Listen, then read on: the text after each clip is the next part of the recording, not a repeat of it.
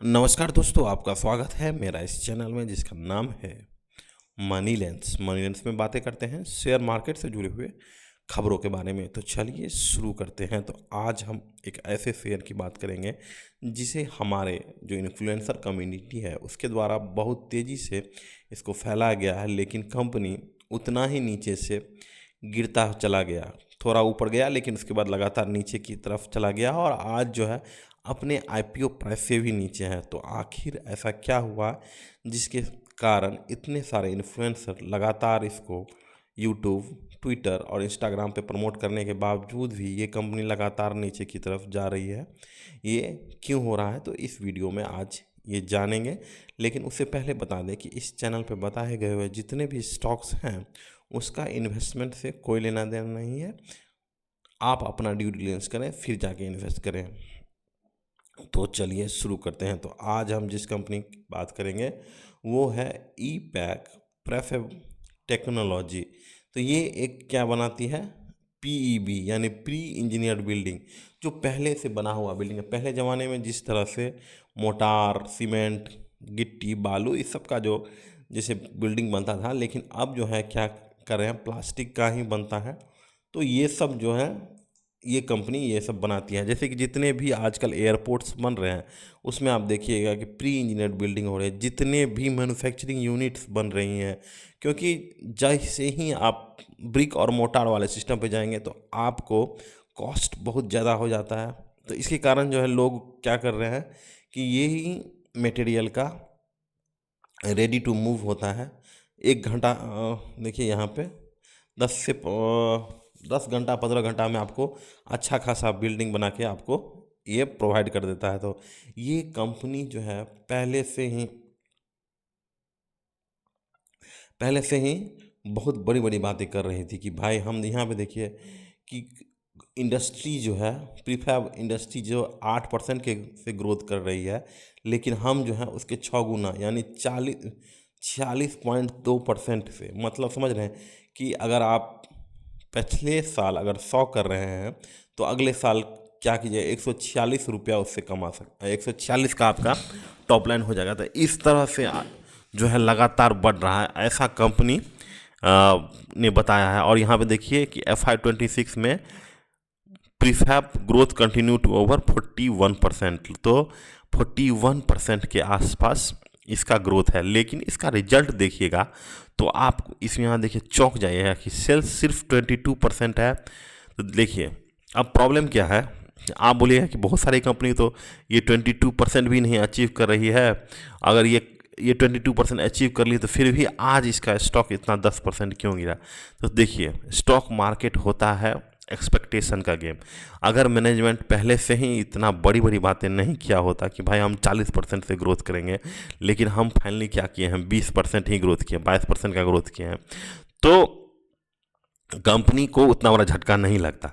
लेकिन कंपनी का मैनेजमेंट ने बोल दिया कि हम जो है 40 से 50% के आसपास ग्रोथ करेंगे और लाया नंबर सिर्फ 22। तो कहीं ना कहीं मार्केट उसको पनिश करेगा कि भाई आपने बातें तो बड़ी बड़ी कर ली लेकिन काम जो है आपके छोटे हैं, यानी नाम बड़े हैं और दर्शन आपके छोटे हैं। अब देखिए ROE ठीक है, पी भी ठीक है, ROE 22% है, बहुत होता है। क्योंकि आप कभी भी किसी भी साहूकार या फिर किसी कहीं से भी अगर पैसा उठाते हैं तो यही 12-13% का ब्याज से उठाते हैं, और लेकिन यहाँ पे वो कंपनी जो है 22% का ROE कर रहा है। तो ये एक अच्छी बात है। और दूसरी बात ये है कि इसका पी भी देखिए नॉर्मल हो गया है 24.8, जो कि अच्छा है। सेल्स ग्रोथ भी अच्छा है, प्रॉफिट ग्रोथ भी अच्छा है, लेकिन प्रॉब्लम यही है, सारा प्रॉब्लम है एक्सपेक्टेशन का। आपने मार्केट में एक एक्सपेक्टेशन बना दिया है कि हम जो है 40% से ग्रोथ करेंगे, लेकिन आप जो है 20% लाए। तो ये ही एक कारण है जो 9 पॉइंट यानी आज 10% का गिरावट हुआ है। इसमें बहुत सारे लोग जो है भर भर के घुसे हुए हैं, देख रहे हैं 1,20,000।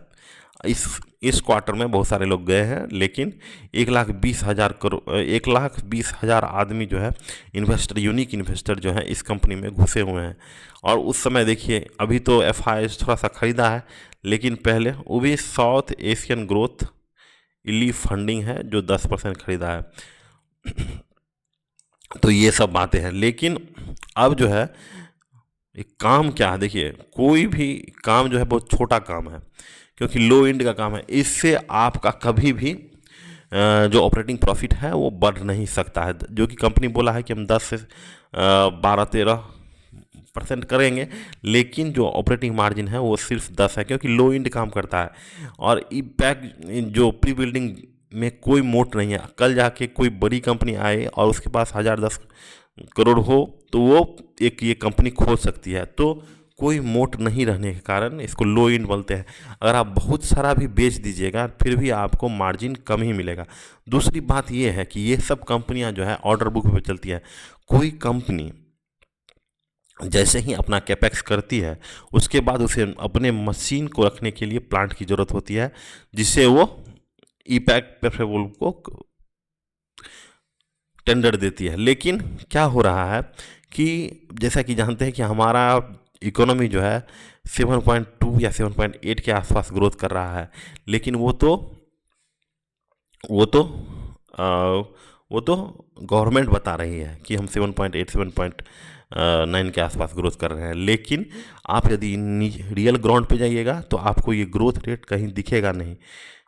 ठीक है, तो इस कारण अगर जब तक ग्रोथ नहीं होगा कंट्री में कम तब तक कंपनी में ग्रोथ नहीं होगा। कंपनी में ग्रोथ नहीं होगा तो वो नए कैपेक्स प्लान नहीं लगाएंगे। तो जैसे ही अगर कंपनी कैपेक्स प्लान की घोषणा करती है, बहुत सारी कंपनियां जो है कि माल बेचने के लिए अगर उसके पास ज़्यादा कस्टमर्स आ गए हैं तो वो अपना क्या करते हैं, कैपेक्स करते हैं। तो अपना मशीनरी बिठाने के लिए, उसको रखने के लिए एक नए प्री इंजीनियर्ड बिल्डिंग की ज़रूरत पड़ती है, जिससे ये पूरा करते हैं। तो अभी फ़िलहाल देख रहे हैं कि इकोनॉमी का ग्रोथ नहीं है। और जैसे भी आपको समझ में आ रहा होगा कि नए नए जितने भी कंपनियों के रिजल्ट्स आ रहे हैं वो उतने अच्छे नहीं आ रहे हैं, खासकर मैन्युफैक्चरिंग सेक्टर की।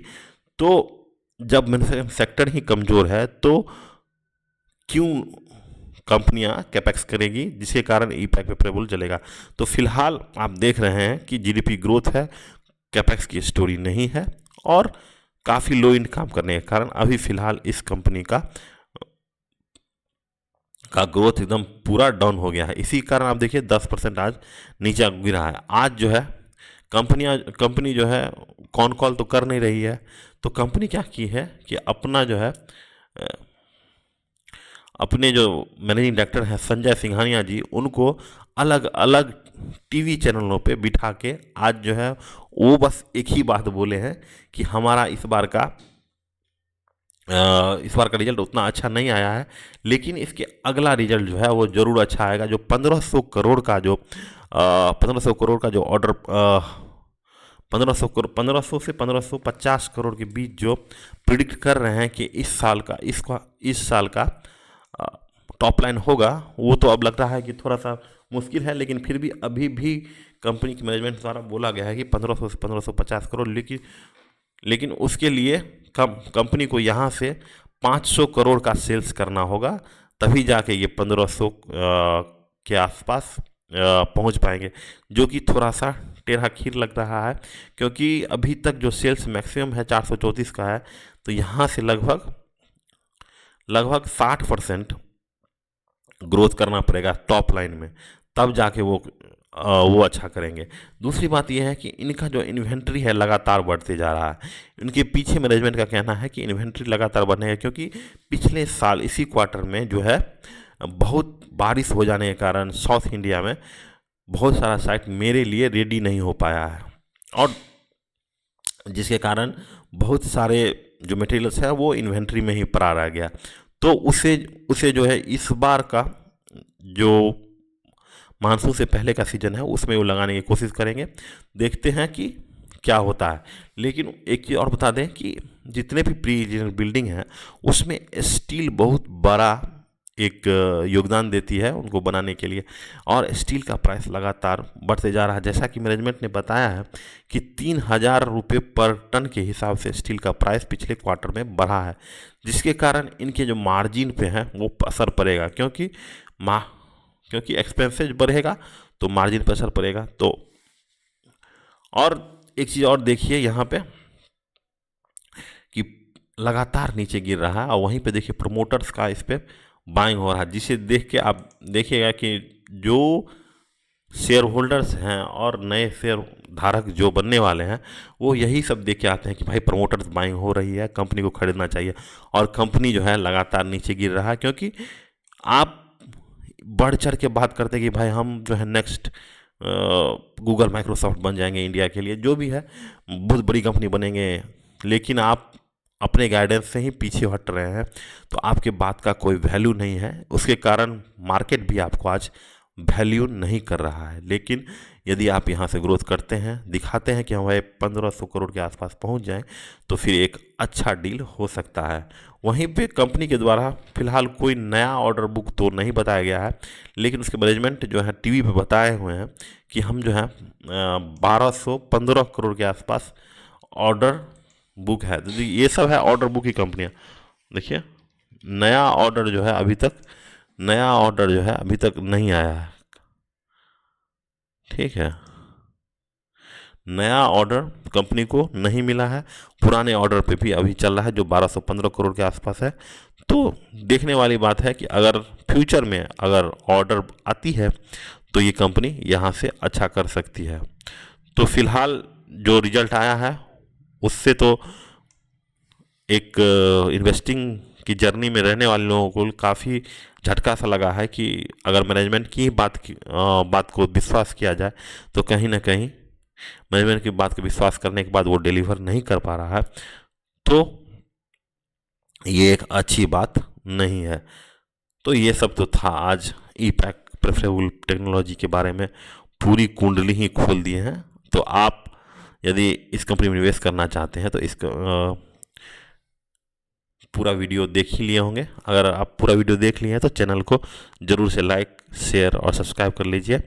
तो ये पूरा वीडियो आपको एक मदद मिलेगा कि ई-पैक प्रेफरेबल में आप आगे निवेश करना चाहते हैं या नहीं करना चाहते हैं। Thank you, have a nice day.